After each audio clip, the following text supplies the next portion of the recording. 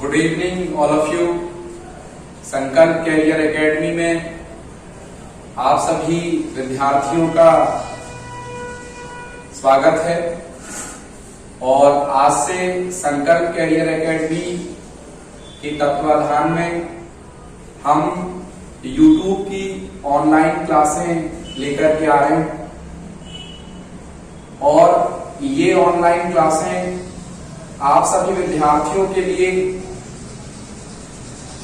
Madhya Pradesh PSC, Madhya Pradesh में आयोजित होने वाली सब इंस्पेक्टर परीक्षा,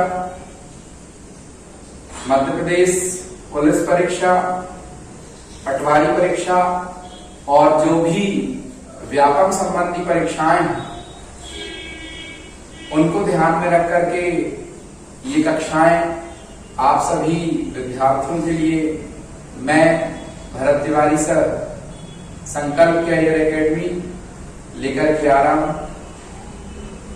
मेरा निश्चित ही दृढ़ विश्वास है कि इन कक्षाओं को लगाने के बाद आप में एक नई ऊर्जा और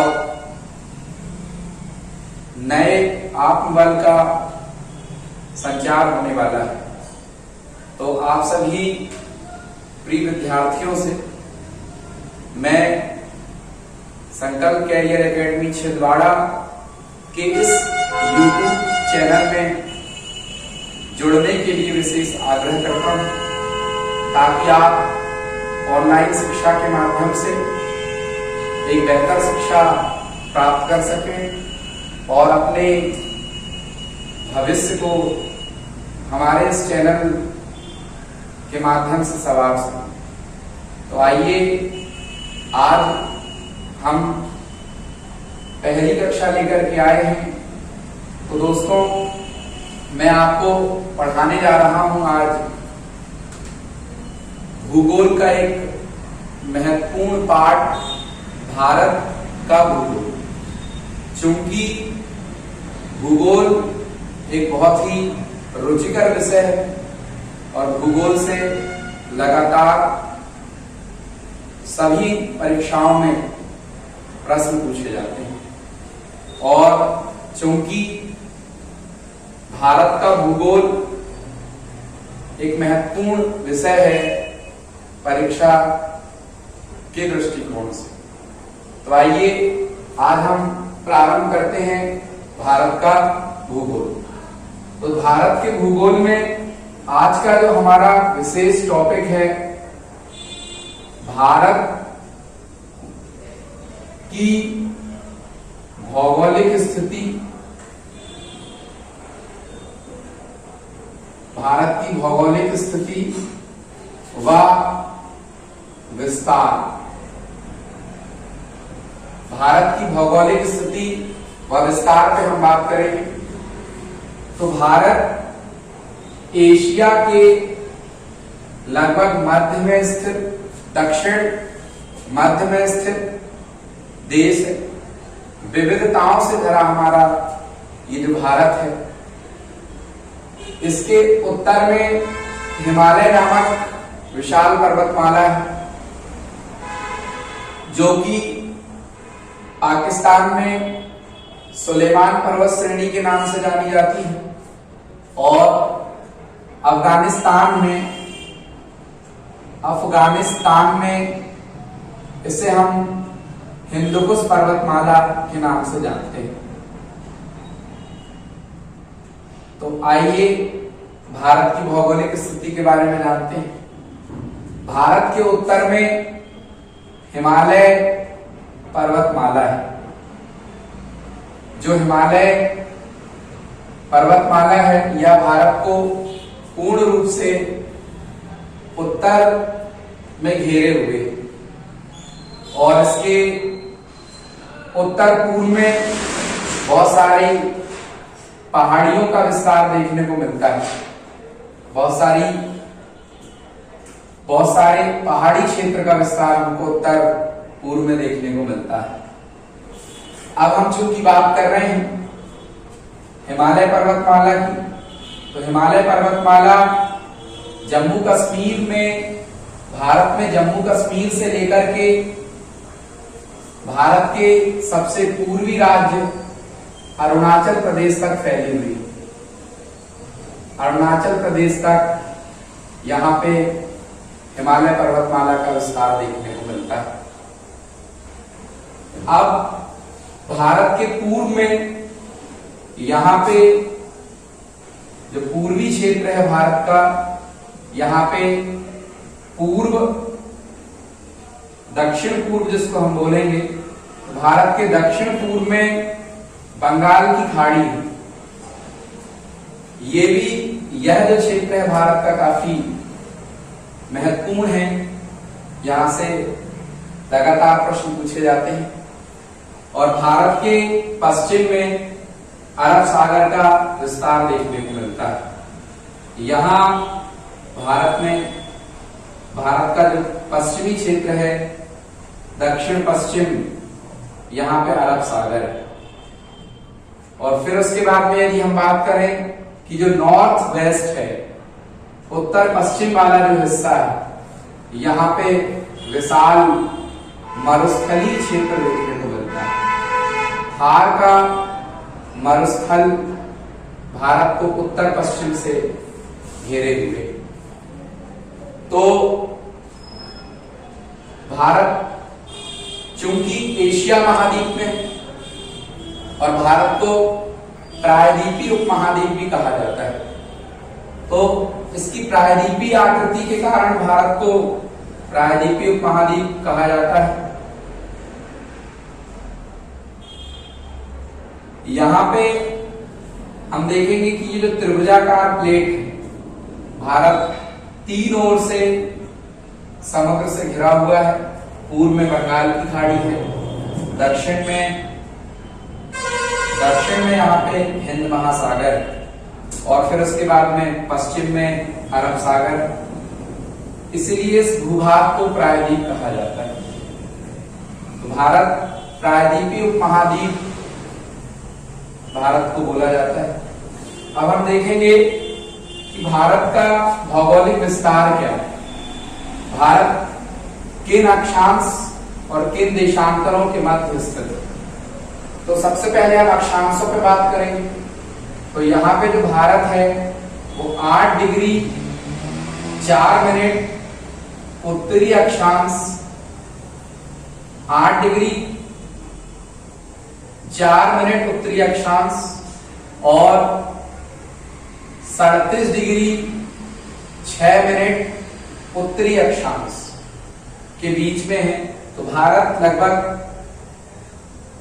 इन दो अक्षांशों के मध्य में भारत स्थित है। ये जो 8 डिग्री 4 मिनट है, ये कन्याकुमारी तमिलनाडु से होकर के गुजरती है। और ये जो 37 डिग्री 6 मिनट है, ये जम्मू कश्मीर में इंदिरा कॉल से होकर के गुजरती है। यदि हम, ये तो भारत की स्थलीय सीमा का विस्तार है।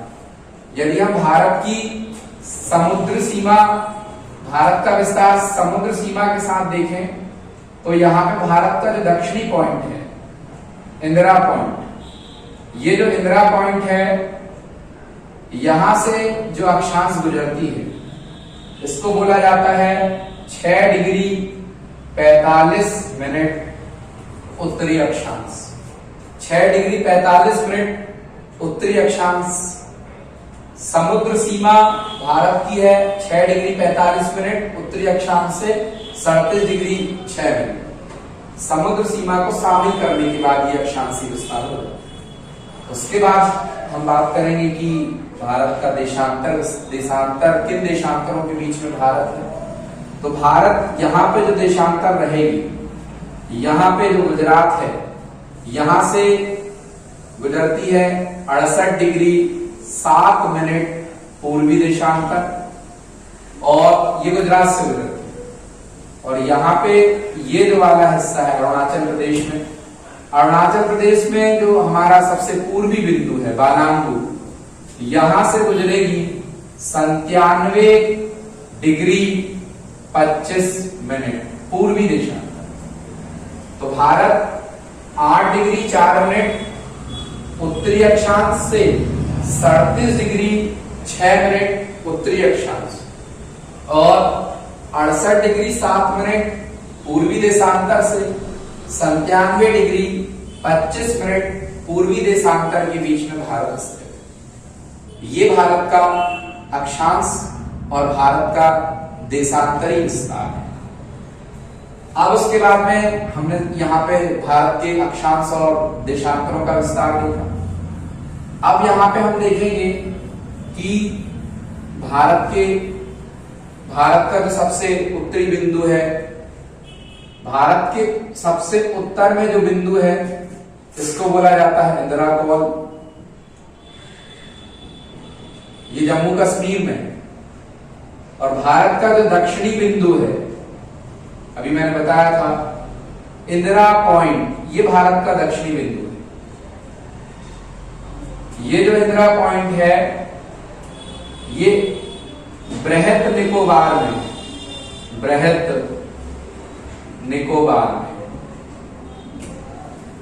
निकोबार में स्थित है इंदिरा पॉइंट, भारत का दक्षिणी बिंदु। यहां से 6 डिग्री 45 मिनट उत्तरी अक्षांश रेखा गुजरती है। उसके बाद में भारत का जो पूर्वी बिंदु है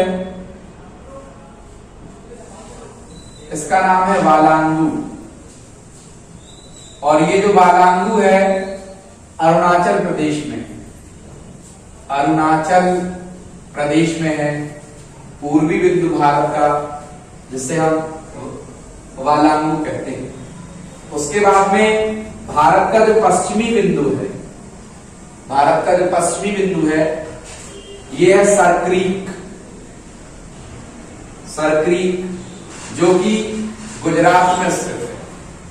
भारत का पश्चिमी बिंदु सरक्रीक जो कि गुजरात में स्थित। तो भारत, यहां पे हमने देखा कि भारत का उत्तरी बिंदु इंदिरा कॉल जम्मू कश्मीर में है, भारत का पूर्वी बिंदु बालांगू अरुणाचल प्रदेश में है, भारत का दक्षिणी बिंदु इंदिरा पॉइंट बृहत निकोबार जो कि अंडमान निकोबार का सबसे दक्षिणी हिस्सा है, और भारत का जो पश्चिमी बिंदु है सरक्रीक, ये गुजरात में है, ये गुजरात में। अब उसके बाद में हम यहां पे अगले पॉइंट पे आते हैं कि जो भारत का भौगोलिक विस्तार है, तो भारत की उत्तर से दक्षिण की लंबाई जो बहुत सारे एग्जामों में पूछी भी जाती है, उत्तर से दक्षिण भारत जो है 3214 किलोमीटर लंबा है। और भारत पूर्व से पश्चिम भारत की लंबाई है 2933 किलोमीटर। 2933 किलोमीटर भारत की पूर्व से पश्चिम लंबाई है, उत्तर से दक्षिण 3214 किलोमीटर है। भूमध्य रेखा, जिसको हम इक्वेटर या विषुवत रेखा भी बोलते हैं, या जिसको हम 0 डिग्री देशांतर भी कहते हैं, 0 डिग्री अक्षांश, 0 डिग्री अक्षांश या विषुवत रेखा या भूमध्य रेखा, जो कि उत्तरी गोलार्ध और दक्षिणी गोलार्ध को 2 बराबर भागों में बांटती है। तो भूमध्य रेखा से भारत की जो टोटल डिस्टेंस है वो है 876 किलोमीटर, 876 किलोमीटर भूमध्य रेखा से भारत की दूरी। उसके बाद में हम देखेंगे कि भारत की समुद्र लंबाई, तो भारत की समुद्री लंबाई की बात करेंगे तो गुजरात समुद्र से लगा है, गुजरात के बाद महाराष्ट्र है, महाराष्ट्र के बाद गोवा है, फिर कर्नाटका है और फिर केरल है। तो ये जो समुद्र लंबाई है ये तमिलनाडु है, ये आंध्रा है, ये उड़ीसा है और ये फिर आपका पश्चिम बंगाल है। तो ये भारत की समुद्र लंबाई है। तो भारत की समुद्र की लंबाई है 7516.5 किलोमीटर, भारत की सामुद्रिक लंबाई। उसके बाद में जो शेष लंबाई बचती है वो भारत की कहलाती है स्थलीय लंबाई, ये वाली। ठीक है, तो भारत की स्थलीय लंबाई है 15,200 किलोमीटर। 15,200 किलोमीटर भारत की स्थलीय लंबाई। 75,16.5 किलोमीटर भारत की समुद्र लंबाई है। भूमध्य रेखा से भारत की दूरी है 876 किलोमीटर, 876 किलोमीटर। उत्तर से दक्षिण भारत की लंबाई है 3214 किलोमीटर। पूर्व से पश्चिम भारत की लंबाई है 2933 किलोमीटर। अब चूंकि भारत की ये महत्वपूर्ण लंबाइयां हैं, यहाँ पे एक और लंबाई हम देख सकते हैं जो मुख्य भाग है। तो मुख्य भाग की लंबाई है 6100 किलोमीटर। भारत के मुख्य भाग की लंबाई 6100 किलोमीटर। तो इस तरह से हमने देखा भारत की महत्वपूर्ण लंबाइयों के बारे में। अब आज के लिए मैं इस वीडियो में इतना ही आपको पढ़ा रहा हूं। उसके बाद मैं अगली क्लास आपको कल लेकर के आऊंगा, जिसमें आपको मैं भारत के भौगोलिक विस्तार से संबंधित बहुत सारे महत्वपूर्ण तथ्य, भारत और उसके पड़ोसी राज्य, भारत की अन्य देशों के साथ लगने वाली अंतरराष्ट्रीय सीमाएं, भारत की जल सीमाएं, और फिर उसके बाद में भारत के राज्य से संबंधित पूछे जाने वाले महत्वपूर्ण प्रश्न, अंतरराष्ट्रीय मानक समय रेखा, कर्क रेखा, इन सब पे विस्तृत चर्चा करूंगा। Thanks for watching.